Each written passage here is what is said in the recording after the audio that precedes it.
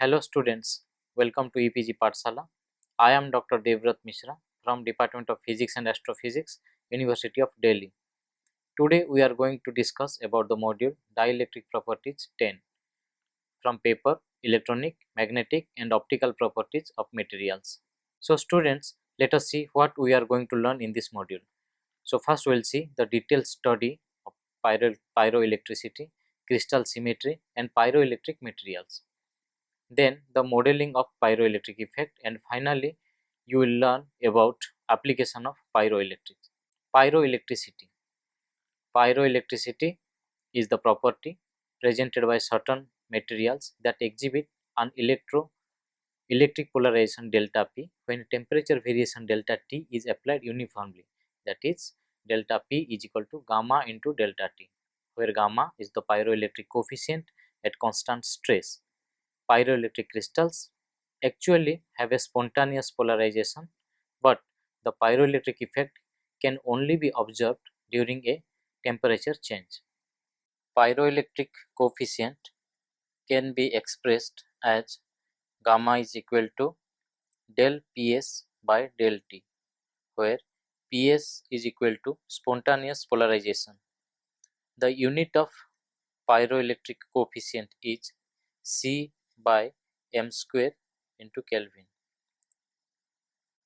If a pyroelectric crystal with an intrinsic dipole moment is fastened into circuit with electrodes attached on each surface, as shown in figure 1, an increase in temperature T prompts the spontaneous polarization Ps to decrease as the dipole moments on average diminish in magnitude. The horizontal tilting of the dipoles pictured at bottom of figure 1 signifies the effect. A current flows to compensate for the change in bound charge that accumulates on the crystal edges.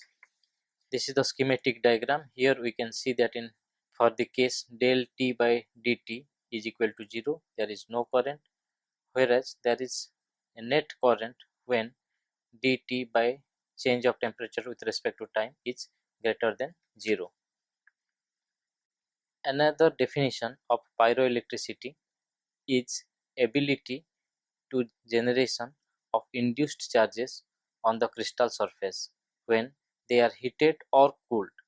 It is explained as a migration of positive and negative charges and therefore establishment of electric polarization.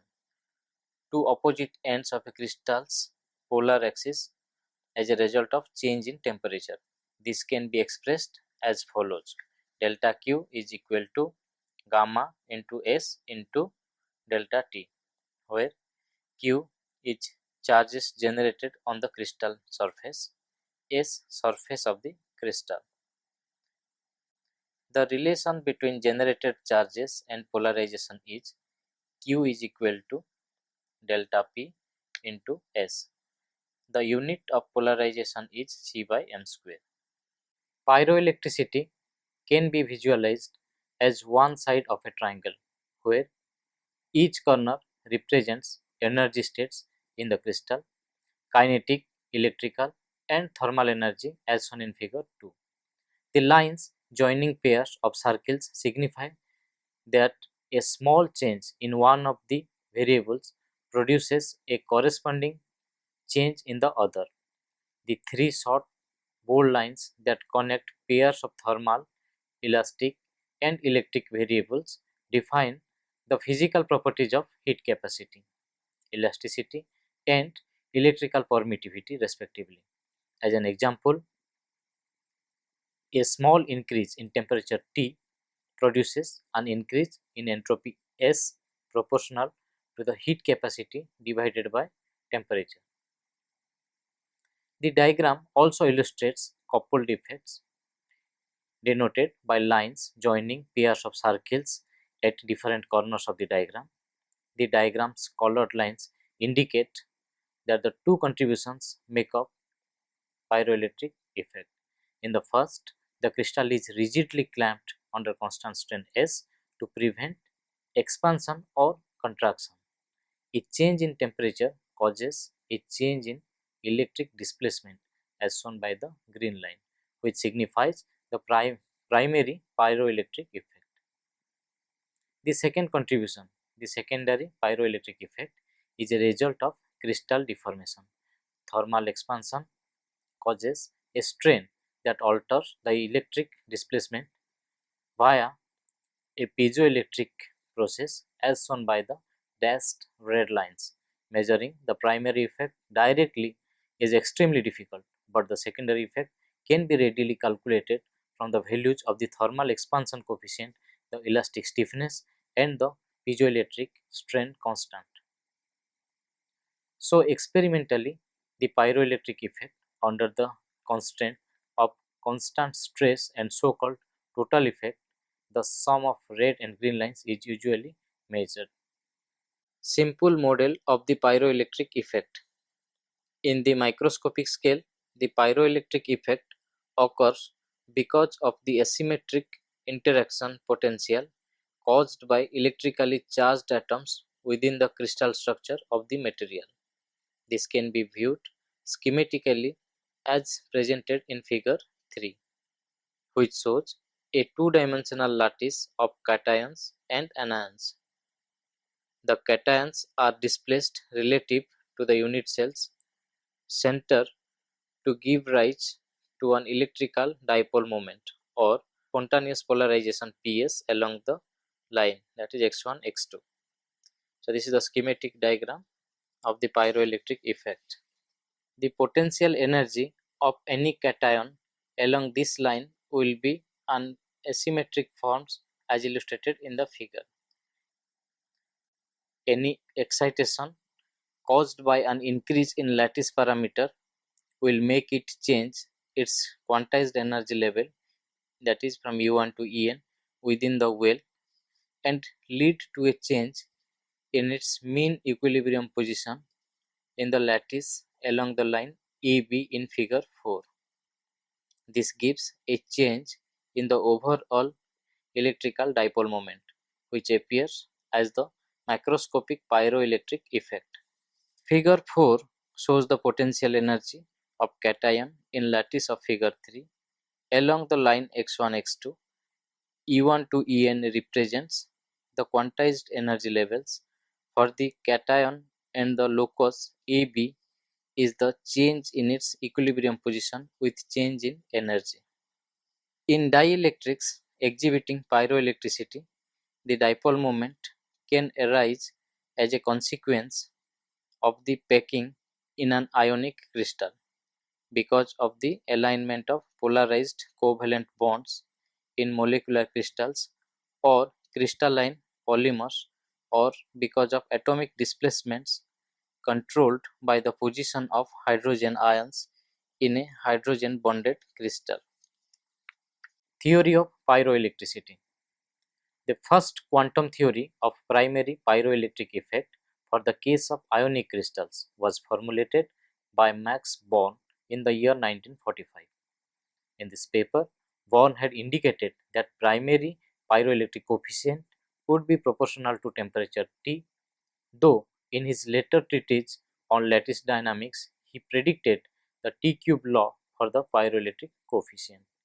Successively, the physicists in their papers have proved clearly many interesting features of the theory, especially the role of mechanical and electrical anharmonicity in primary pyroelectricity, which in fact was not noticed by Born. In principle, in order to understand pyroelectricity in any material, one has to consider the various mechanisms of the spontaneous polarization such as ionic, electronic, orientational or surface charge, and study their variation with temperature. Generally, in dielectrics, both the electronic polarization and the ionic polarization are due mainly to the elastic displacement of electron clouds and lattice vibration within the atoms or molecules. Their interaction is an intramolecular phenomenon, and restoring force against the displacement is relatively insensitive to temperature. So, electronic and ionic polarization processes are only slightly dependent on temperature. However, orientational polarization is a rotational process which includes not only the thermal stimulation but also mechanical friction process. The rotation of a dipole in a material is like a small ball rotating in a viscous fluid. Under an external force, it tends to change from its original equilibrium state to a new dynamic equilibrium state, and when the force is removed, it then relaxes back to its original equilibrium state. This polarization involves the inelastic movement of particles, and its interaction is an intermolecular phenomenon. Hence, orientational polarization is strongly temperature dependent. In the case of ionic crystals, there are two important mechanisms of polarization. One being responsible for absorption in the infrared, that is the lattice or ionic polarization, and the other in the ultraviolet, that is electronic polarization. In the very simplest and crude model known as the rigid ion model, the electron cloud around the ion is assumed to be rigid, and consequently there is no contribution from electronic polarization. Pyroelectricity and a crystal symmetry. By Newman's principle, polarization P must conform to the point group symmetry of the crystal. It follows immediately that a pyroelectric effect cannot exist in a crystal possessing a center of symmetry, a fact which provides a practical method of testing for the absence of a center. A little thought shows that a pyroelectric effect can only proceed along a direction in a crystal which is unique in the sense that it is not repeated by any symmetry element. If there should exist in the point group a unique direction which is an axis of symmetry 2, 3, 4 or 6-fold, this will necessarily be the direction of P, but the presence of such a unique symmetry axis is not essential for the existence of a pyroelectric effect. It may be noted in passing that a unique direction as defined above is not synonymous with a polar direction. A polar direction is any direction of which the two ends are not related by any symmetry elements of the point group. Thus, a dyad axis in class 32 is a polar direction, but it is not a unique direction. All unique directions are polar, but only some polar directions are unique. The direction of the polarization vector P and the form of its components in the 21 non-centrosymmetrical classes are depicted in table 1. So, table 1 gives an idea about the crystal symmetry and a direction of polarization P. So, for system triclinic, we have symmetry class is equal to 1.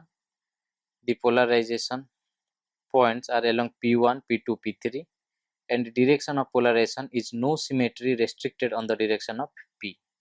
Similarly, for monoclinic, it is divided into 2 or M having 0 P2 0 or P1 0 P3. For 2, x2 parallel to the dyad axis, rotation or inverse, and for M, P has any direction in the symmetry plane. In case of orthorhombic, it is either MM2 or 2 2 2, and polarization vector P is parallel to the dyad axis. Similarly, for tetragonal or trigonal, it is 4 4 mm, 3 3 m and 6, and the polarization vector P is parallel to the 4 3 and 6 axis. For tetragonal and trigonal, it is 4 42 m, 4 2 2 3 2, and for cubic it is 4 3 2 4 3 m 23. Thus, the following 10 classes may theoretically show pyroelectricity under uniform heating or cooling, that is 1 2 3 4 5 1 2 3 4 6 m double m 2 3 m 4 mm 6 mm. They are called the polar classes. Pyroelectric materials. The highest pyroelectric figures of merit have been observed in ferroelectric materials. The transition from the paraelectric to ferroelectric states. In most of these, the proper ferroelectrics can be modeled in terms of an expansion of the free energy in a power series of the spontaneous polarization. A second important point about the proper ferroelectrics is that both their dielectric properties and the pyroelectric coefficient tend to diverge as Tc is approached. This means that the ratio gamma by epsilon and hence the pyroelectric responsivity stay reasonably constant over a wide temperature range below Tc. This is important from a technological point of view as it means that the devices require no thermal stabilization. The following discussion reviews the present state of the art in pyroelectric materials and assesses their relative merits for different applications. Table 2 summarizes the selected pyroelectric materials studied so far along with their figures of merit for voltage, responsibility and detectivity. So, table 2 shows the figure of merit for various pyroelectric materials. For material TGS, Tc is 49 degrees centigrade and you can see that gamma is of 0.44, 1.3, 4.0 and 12.0 into 10 to the power minus 8. For barium titanate, Tc is equal to 135. For lead titanate, it is 492 and it is highest for LiNbO3 which is at 1210 degrees centigrade. For lithium tantalum oxide, it is 618. For NaNO3, the Tc is 163 and for PZT4 which is clevite is 328 degree centigrade. The Tc is the Curie temperature and the T is equal to is the temperature in degree centigrade at which measurements were made. Epsilon is the dielectric permittivity, gamma is the pyroelectric coefficient in coulomb per centimeter square. The choice of the pyroelectric material is mainly determined by its figure of merit, the detector size, availability and durability of the pyroelectric material, environment in which the material has to operate, the radiation levels to be detected, the purpose for which the detector is employed, the maximum ambient temperature of operation and the range over which stable operation is desired, the importance of factors B and C, that is the detector size and the availability and durability of the pyroelectric material in the choice of pyroelectric material does not need much of an explanation. It should be possible to grow large crystals of pyroelectric material and fabricate them into thin slices. The durability is also an important factor. Applications. Pyroelectric detectors possess a number of characteristics which are of significance when considering their use in a given application.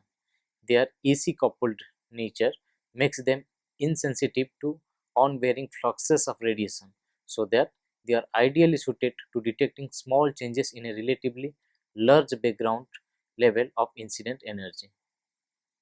They can be used over a large spectral bandwidth, the only requirement being that the energy be absorbed. They can be used over a wide range of temperatures without recourse to cooling systems. They have low power requirements and can operate for long periods on battery powers. And last but not the least, they are generally low cost devices. Movement detector. This is an ideal application for pyroelectric detectors. In the absence of an intruder, the interior of an unoccupied building present a fairly constant thermal scene. An intruder moving into the area surveyed by the detector provides a varying flux of IR radiation which can be detected and used to trigger an alarm. Most commercial detectors use a series of faceted mirrors designed to concentrate the radiation and improve the detection efficiency. signals are generated as the intruder moves into and out of the areas covered by the mirror. These signals are usually in the range of 0.1 to 10 Hz, where the detectors work very well.